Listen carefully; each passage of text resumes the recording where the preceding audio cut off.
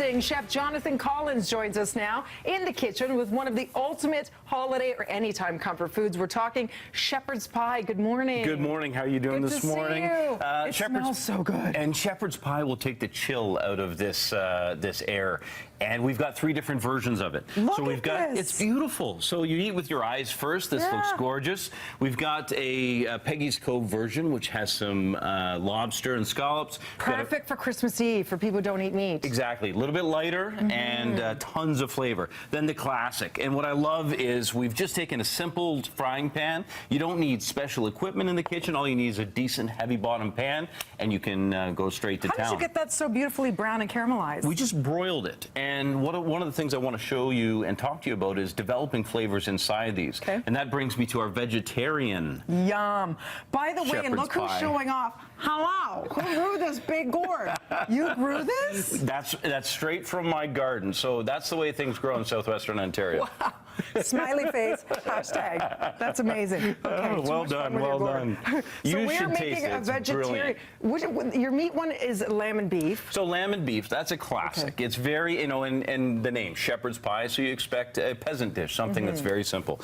But what we're going to do is something a little more fun. We're going to take some great veg. I've got some heirloom carrots. Now you notice these are sauteed, and you asked me earlier, do you have to saute it? Yeah. You don't. You can just put it in, just slice it and put it in, and it will roast. But do you see all that brown color on the leek?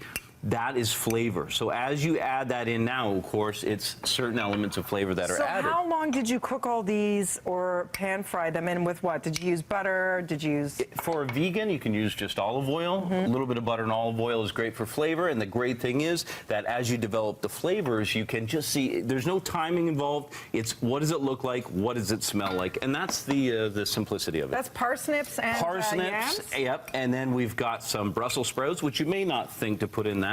But if you think about how sweet Brussels or parsnips are and how sweet the yams are, it's nice to have that little bit of bitterness to go alongside that. And then look at this, some onion. So how long did you pan fry all these for on average? It'll be anywhere from 5 to 6 minutes. It's not that much more time. This has a little bit of that beautiful paprika on it. Cauliflower. Yep, cauliflower so you're getting all your vegetables in there, which is so nice. Everything. So a quick stir. And you can see that looks beautiful already. And then what I've done, instead of using potato, and especially if you don't want the heaviness of potato, I've got that beautiful butternut squash. Yum. Roasted in the oven, and you can see how beautiful and the texture of that. So that then, and all you do is just take dollops of that and just gently put that all over top. Did you put like a vegetable broth or something? This is actually just, if you make sure to turn it so the cup is upwards, it'll collect all the juices. You put all of those in, you don't need to add anything. Oh, because I've already made it, always made it with the cut side down. I've heard that quite a bit, and I don't ever do that. Really? Yeah, absolutely, because what you get on the top is you get that level of flavor development, you get that little bit of crispiness, and and caramelization. At the same time, it catches all of the juices. Okay, so you're putting that layer on the top. And right what on do you top. Have cooking up in this pan here? So this one is that classic Irish stew. And the nice thing about anything Irish, I could use a nice stout, but I'll deglaze with a little bit of red wine. Yum. And here again, I've got a little bit of that beef and lamb reduced. I'll deglaze there. And then for assembly, it's just this quick. Let's do this.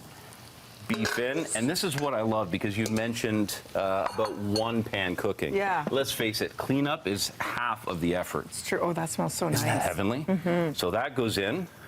Okay, so you throw it all in there. And then how long would you leave with all the toppings on top? Would you put it in the oven for how long? About 45 minutes. And again, you're using the visual. So when it becomes fragrant, when you smell it, and when you see that development on top of that beautiful crust. Delicious. You know what? Make it all over again and love it like it's the first time. Change it up a notch, right? Use a little squash. Try a vegetarian or the seafood version. We are all salivating, and thank you for providing us with lunch, Chef. For more information, check it out. You've been tweeting away, actually, at Jonathan Collins. For more, collinscuisine.com, and see this recipe on our website, breakfasttelevision.ca. Coming up next, Jen.